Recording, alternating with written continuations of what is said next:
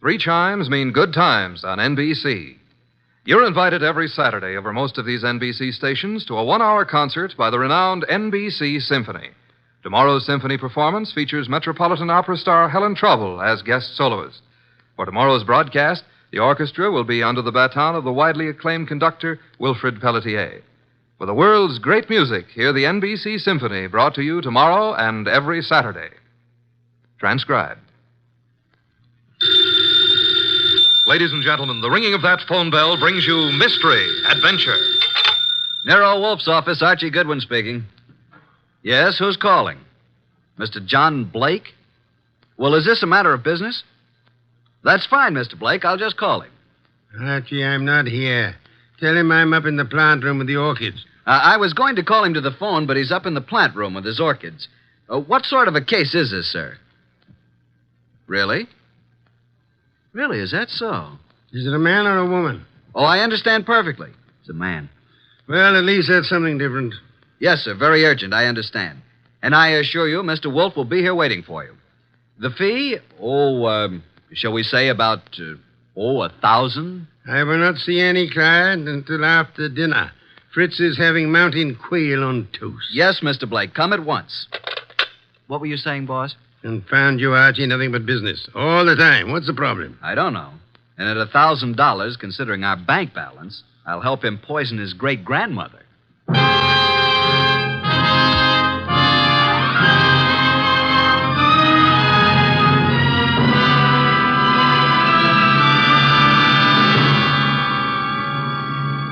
Ladies and gentlemen, it's that renowned genius who is the bulkiest, balkiest, most ponderous, and most brilliant detective in the world. Yes, none other than that chair-borne mass of unpredictable intellect, Nero Wolf, created by Rex Stout and brought to you in a new series of adventures over this NBC network in the person of Mr. Sydney Greenstreet.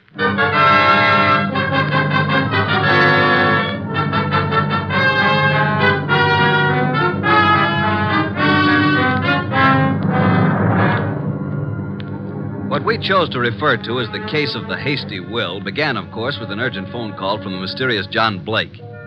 At the moment, Nero Wolf was seated in his chair, which was specially built for his 300 pounds, and I was giving him a lecture on the importance of money. Archie, that will do. I'm not interested. You will be when you learn you can make no more purchases of beer and Skittles. You've passed up 2 cinch cases now. Each would have meant a healthy fee. Let us hope this Mr. Blake has a nice, fat problem that will take us days to solve. Archie. Yes, sir? Answer the door. Good evening. I'm John Blake. Oh, yes. Come in, Mr. Blake. You have no idea how welcome you are. Archie, show Mr. Blake in and close the door. That draft is unbearable. This way, sir. Mr. Wolfe doesn't care for anything resembling air. Oh, I'm Archie Goodwin. Good evening, Mr. Blake. Mr. Wolfe, I have a little business for you. Now, before you say anything, I know you're not a lawyer. I'm not a member of the bar, let us say, Mr. Blake. Of course. What kind of business, Mr. Blake? I have here a short will, which I have typewritten myself. I haven't signed it yet. Also, I have here a sealed envelope containing a letter which I want you to be prepared to deliver to the addressee. A will and a letter. Very well. Yes. Do you know who I am? Seems that I've certainly seen you before. Same here. I just can't place you. Well, I'm John Blake, president of the Plymouth Building and Loan. Oh, of course. I've seen your picture many times. You have a staff of the best attorneys in the city, Mr. Blake, and this is most assuredly the business of attorney. Perhaps. But in this particular instance, I wanted an individual who had no interest in me, nor previous knowledge of my affairs. I see. Also, I wanted a person who was, shall we say, not too well fixed. Well, you certainly couldn't Archie. have... Imagine Mr. Wolfe being in need of money. Just why can't your attorneys handle this? You'll know in a moment. But when I leave here, I want you to forget the whole thing, for the time being. Indeed. You have said it. Here's the will. You may read it. Archie. January 25, 1951. To my daughter, Anita Blake, I do hereby bequeath all my property, personal and real, including the portrait painting of her mother, my dear deceased wife, Marcia Blake. This will supersedes any and all instruments previously drawn. So, simple enough, isn't it? That's all. Now, the pen, please, and I'll sign it. Now then, you sign as witness, Mr. Goodwin. You retain the will, Mr. Wolfe, and the envelope here, which is addressed to Hilary Blake, my brother, who is now living in this city. Your brother? He's just recently returned from 25 years in Australia.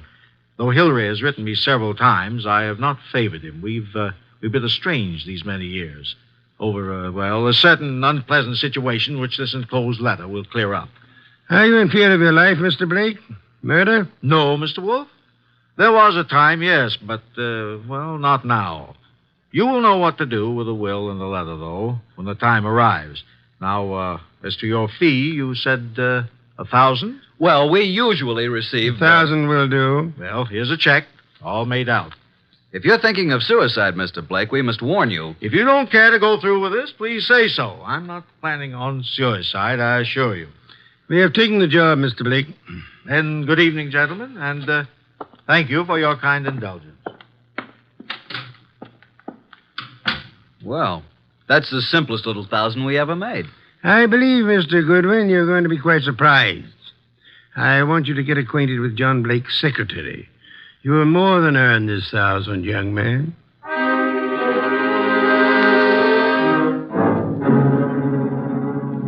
Archie. Archie, is that you? Yes, boss. What time is it? It is 6 p.m. The clock is right in front of your eyes. I'm thinking, Archie, it's very interesting. Very. An entire day has passed since the visit from John Blake. Did you learn anything from Blake's secretary? I did. He left his office late yesterday, she said. His daughter Anita is quite upset because he didn't come home. Check his club? Yup. I didn't talk to the daughter, but I learned that she's engaged to a young fellow named Wilbur Martin. She told the secretary that her father had been acting strangely of late, a bit morose. And what does the daughter feel has happened? Anita's afraid he's been kidnapped. You haven't met nor talked to any other than the secretary? Not yet. And so far, no one's called the police. Good. We must, for the time being, prevent that. What did you learn of Blake's brother from Australia? He's been here only a year. They've met only once or twice since his return. The secretary thinks the breakup was because of their love for the same woman. Hilary became very wealthy in Australia. Very well, Archie. It is time for you to visit Miss Anita Blake at her home. I'd love to, boss. She's a mighty purty gal. Phooey. Archie, you can do me a great service. Anything. Be sure to close it tightly as you leave. Close what? The coal chute, of course.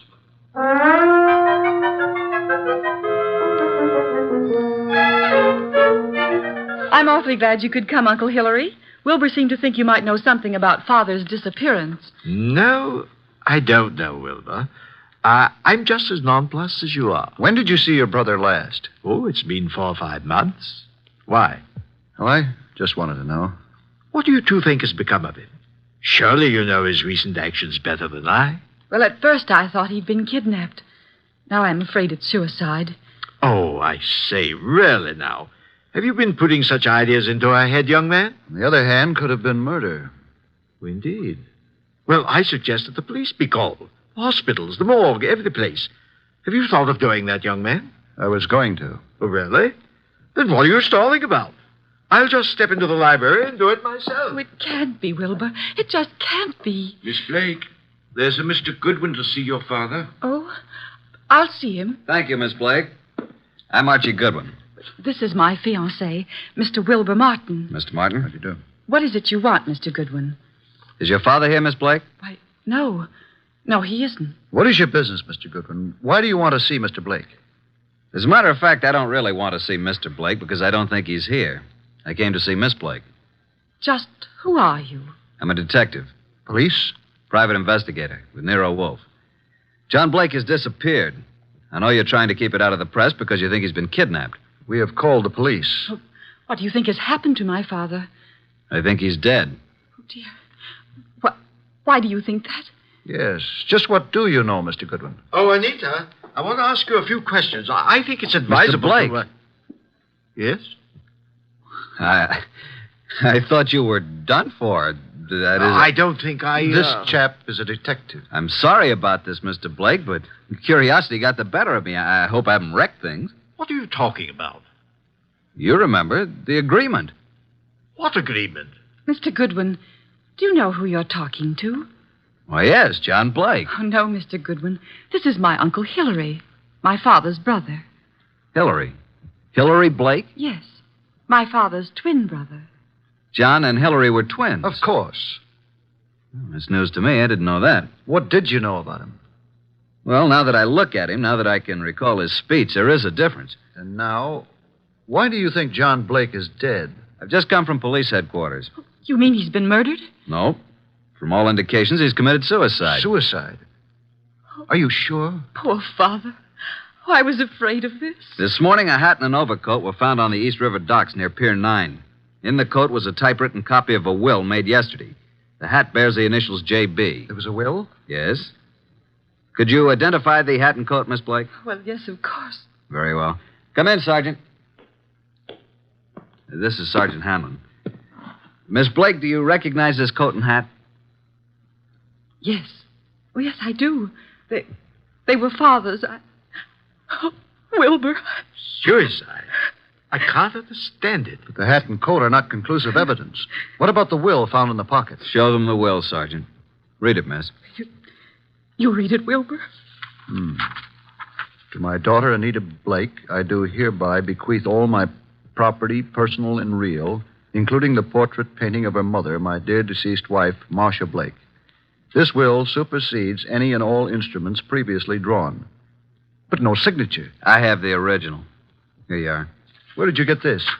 Notice the signature of the witness? Archie Goodwin. You witnessed his signature? In Nero Wolf's office. But Mr. Blake had his own attorneys. Nevertheless, he came to Mr. Wolfe to take care of the will. If we hadn't recognized him from his photos in the papers, I wouldn't have witnessed the signature.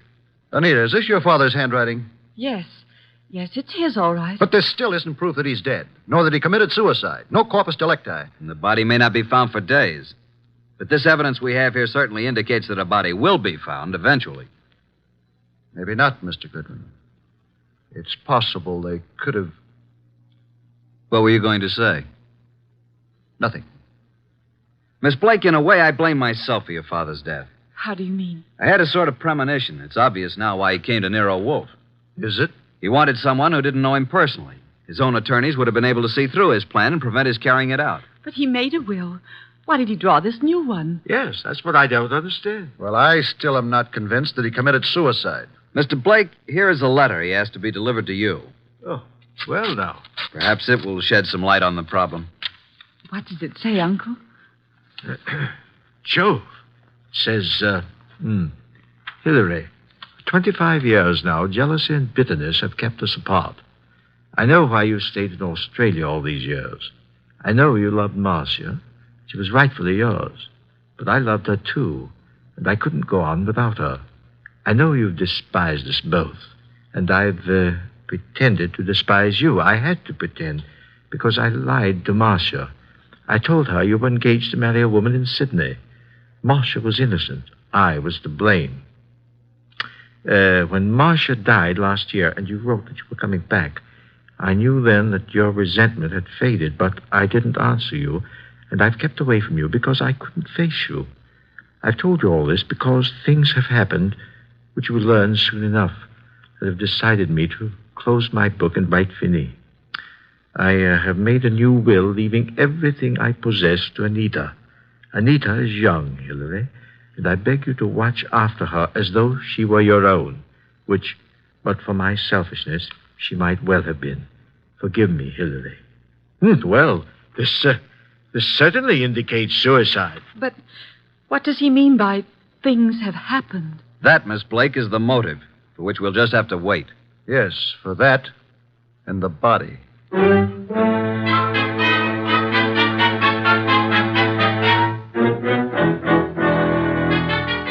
Well, boss, up here in the conservatory a bit early, aren't you? How are the orchids? Oh, it's a nice sunny morning. Even though it is around 0 outside, the sun is fine for them. And behold, Archie. Huh? What is it? The Dendrobium sclerostel. Yes, indeed. What about it? Showing 2 buds. Most encouraging. Indeed so. Boss, I can't take the steam heat here. Tell me, this painting of Marcia Blake, is it large? It hangs over the Blake mantle, about 3 by 4 feet. find it most intriguing that John Blake should mention the painting in so short a will. And Hillary, does he seem to offer any suggestion on this problem? He has very little to say. Wilbur has definite ideas, and he's in there pitching all the time. He has a rather unpleasant way about him, though. You have talked with Inspector Kramer? I have. And asked Miss Anita and Hillary to meet you at the morgue to look at the body? Right. And I left Wilbur out of this gathering. This body is practically unidentifiable, huh? In Kramer's opinion, it is. After you're finished down there, I'd like to have a chat with this Wilbur Martin. Okay, but you'll get nothing out of him. I've tried. Archie, you're becoming so conceited. Soon I fear I'll have to fire you. If it were summer, I would forthwith resign. Run along and close our coal chute behind you.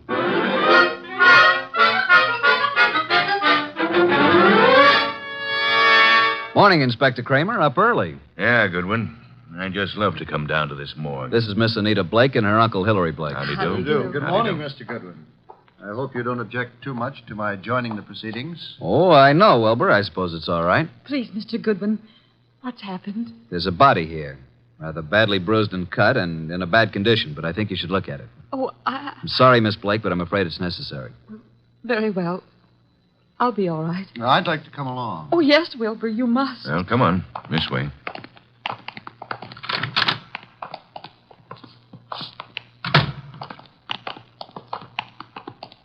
Well, here we are.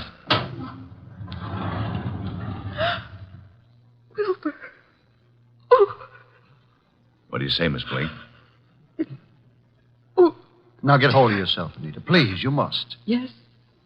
Yes, that's Father. And you, Mr. Blake? It's certainly hard to say. It looks as though it might be John. Was there no means of identification on the body? No jewelry or... Father never wore any jewelry. There was nothing but this suit here. Nothing in the pockets. That's Father's suit, all right. I know. Oh, why? Why did he do it? Come along now. That's all for today.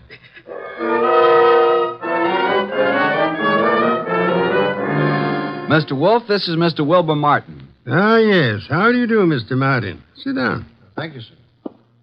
No. Take the red leather chair. That's right. So glad you could come. Archie, beer first. Tell me, Mr. Martin, you saw the body? I did. Whether it was John Blake or not, I'm not sure. But Anita feels positive enough. You are skeptical about the suicide theory, huh? Well, yes, I am. Are you trying to cast suspicion on someone else? No. He thinks he was murdered. I do? But not by you, of course. Certainly not. But who would know that John came here, signed the will, and gave us the letter to his brother? He must have contemplated suicide, don't you think? Are you positive it was John Blake who signed the will? How interesting. You think it was his brother Hillary who came here, posing as John, huh? It could have been. But the man was quite gray and had no Australian accent. Hillary could have dropped the accent for a short while and grayed his hair, and they were twins. So enlightening, Mr. Martin. Do go on. After he left you here, he could have killed John and thrown him in the river, and left his overcoat and hat on the wharf. And why would Hillary kill John? Well, there may have been several reasons. Maybe because of Marcia. Well, several reasons. Tell me, did John Blake object to your engagement to Anita? No, why should he? I don't know. I merely asked. Anita Blake identified her father's handwriting. She identified the body. You still believe it's murder? Maybe she only thought it was his handwriting. You had best be careful, Wilbur. In trying to make a murder out of this, you might place yourself in a most unhappy position. I checked the letter and the will with papers at John's office, and the handwriting is identical, in my opinion. Maybe Hillary is clever at forgery. Maybe. Did you have the experts check the writing? Not yet. Then how can you tell unless you had a bona fide sample of Hillary's writing? I take it that you found a sample of Hillary's writing? Some letters from Hillary to John? Yes. I found a package of them in John's desk at his home. That, Wilbur, is most encouraging. Here they are. Several of them tied together. Some written in 1928 and a couple in 1948. Now, we'll tell you something. We never thought John committed suicide either. You didn't? No, and before you go, Wilbur, Write your name here on this pad. Very well. Thank you so much. I hope we shall see you tomorrow.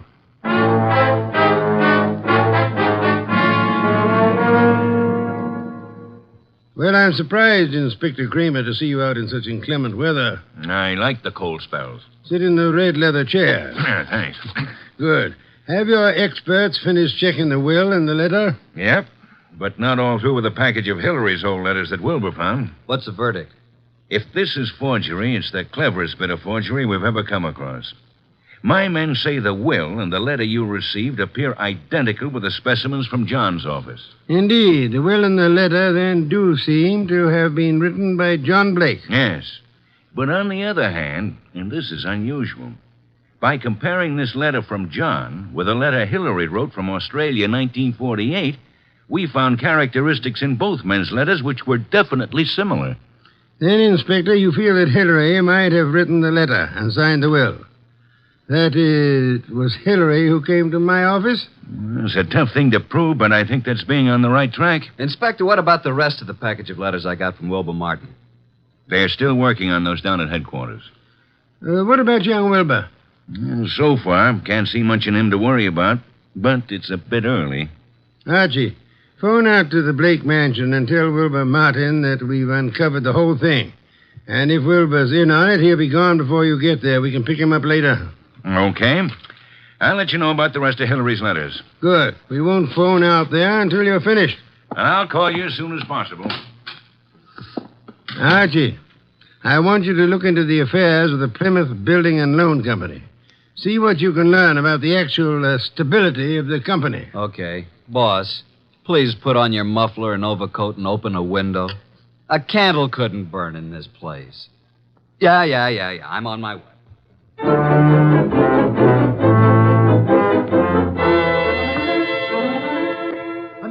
Anita! What is it, Wilbur? What's happened? I came out as soon as I heard. Well, what's happened? Speak up, man. You haven't heard? You don't know? No, what? Look at these headlines. Plymouth Building and Loan crashes. Wilbur, what does this mean? It means your father embezzled the funds of the company and he has gone to the wall. What? Yes, closed the Oh, doors. no, Wilbur, no, I can't believe such a I'm thing. sorry, Anita, but there it is in black and white. Then this is the motive for John's suicide. Why? Why? Because he knew he was caught. What else? He could have put the money back, couldn't he? Yes, but maybe he lost it by trying to make more to cover up the shortage. I don't think he lost it. You don't? No. Oh, nonsense. He must have. Else why would he kill himself? Maybe he didn't kill himself. Oh, this is awful. Oh, please, Anita, you mustn't worry. I know this is very embarrassing for you, but it isn't your fault. Now, let me take you away for a while. We can run down to Mexico until this blows over. You won't take her to Mexico. You won't take her any place. Just what do you mean? What's wrong with you, Wilbur? You're acting stupid. Your father may have fleeced the company, but I don't believe he lost the money. Wilbur. He hid the money, and your Uncle Hillary found the hiding place. And he set up the suicide to cover your father's murder. Hillary killed him. Oh, you're crazy. You're out of your mind. Why, this doesn't make sense. I have all the money I need. Yes, you have now. Pack your things, Anita. I'll phone the airport for reservations. You can't leave at a time like this. You won't leave this room. Do you know what can be done to you for threatening people with firearms? I'll call the police. You don't need to call the police. I've just talked to that detective, Mr. Goodwin. He's on his way here. The police have uncovered everything. I know you killed John, and you have the money. Wilbur, you're out of your mind. I know what I'm talking about. Get out of here. Get out. I won't leave. No one will leave till Goodwin comes.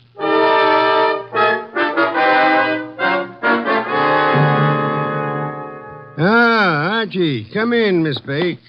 Mr. Blake, Mr. Martin, glad you were all able to accept my invitation. You too, Inspector Kramer. Yeah, I know how glad you are I could be here, Wolf. Please be seated, folks. Hillary was going to Mexico on the next plane and taking Anita with him. Mexico? John Blake stole the money from the company, but Hillary found out about it and killed him. Mr. Wolf, this is utter nonsense. Mr. Blake, Inspector Kramer's handwriting experts have examined the will and the letter left with me. They have also checked them with your recent letters from Australia. Indeed. And your letters from Australia show a definite resemblance, having the same characteristics as the letter and the will you've given me. You mean you think that I signed the will and wrote the letter? Definitely. Ridiculous. But there's something else. The will mentions a painting of Marcia Blake, Anita's mother. Archie, where is that painting? Did you bring it? It's here. Bring it in here, Sergeant. Just a moment. I hope you don't mind, Miss Blake. What are you doing to it? Tearing off the paper backing of the picture. Yes, and there you are. There's the reason for the whole thing. Bonds. Pasted in the back. Thousands of dollars in negotiable bonds. Then Hillary did know about the money. He killed John for all this. He had Anita order the picture to be credited for shipping. I did no such thing. Nevertheless, you didn't kill John Blake. Certainly he did. Look at these 2 letters from Hillary Blake to John here in America. What are the dates? September and November 1948. Those were supposedly Hillary's most recent letters to John. And look at these letters, June and July 1928. Notice any difference? All are signed by Hillary, but the ones dated 1928 are not at all like the ones written in 1948. Not the least similarity. The ones dated 1928 were written by Hillary. But those dated 1948 were written by John. John? How do you mean? Carry on, Inspector. You're under arrest, Mr. Blake. Not for murder, because there's been no murder. You're under arrest on a charge of embezzlement. Embezzlement? Oh, but how can And you, Miss Blake, are under arrest as an accomplice. What? I don't understand. Mr. Wolfe. Wilbur, you yourself unearthed the old 1928 letters, really written by Hillary from Australia. The recent letters are not in the same handwriting. They were poorly forged by John in 1948. Furthermore, we checked with Australia and learned that Hillary Blake died in Sydney 10 years ago. And this man here is really John Blake, posing as Hillary to escape the penalty for looting the company. Anita. It just doesn't seem possible. Anita knew all about it, and they might have gotten away with it if they hadn't come to us, Archie. What a fantastic plan. I'm giving you back your $1,000, Mr. Blake, but I'm afraid it won't do either of you much good now. Thank you so much, Inspector Kramer, for dropping in.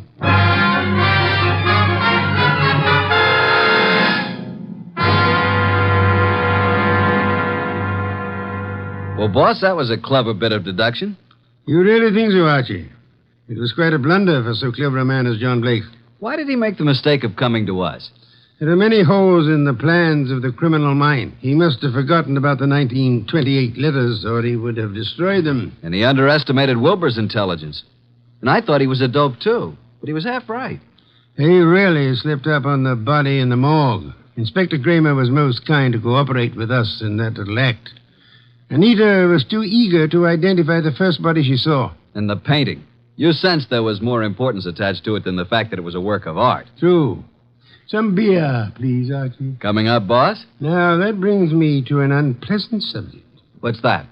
You were talking about resigning. Are you still in that frame of mind? Resigning?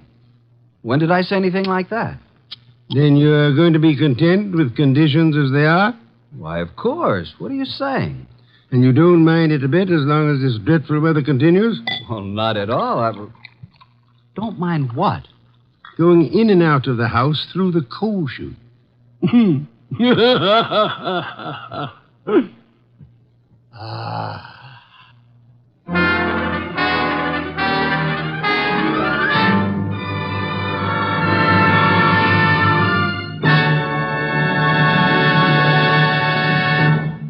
You have been listening to The New Adventures of Nero Wolf, starring Sydney Greenstreet.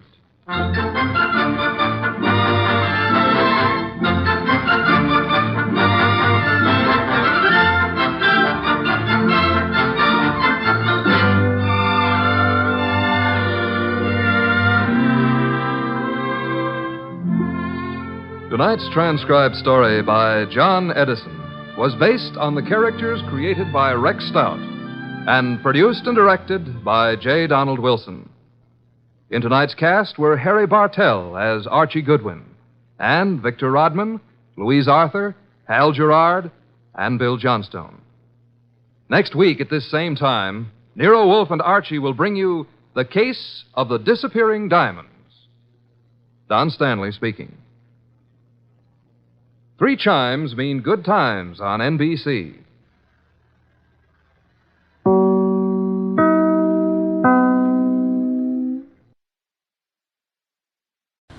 Hey, we want to say thanks for tuning in. Please like and subscribe so you don't miss any. You got a lot more of these up there. Go check them out under the playlist. Leave us a comment. Tell us what you want to see, what you think, and we'll see you next time.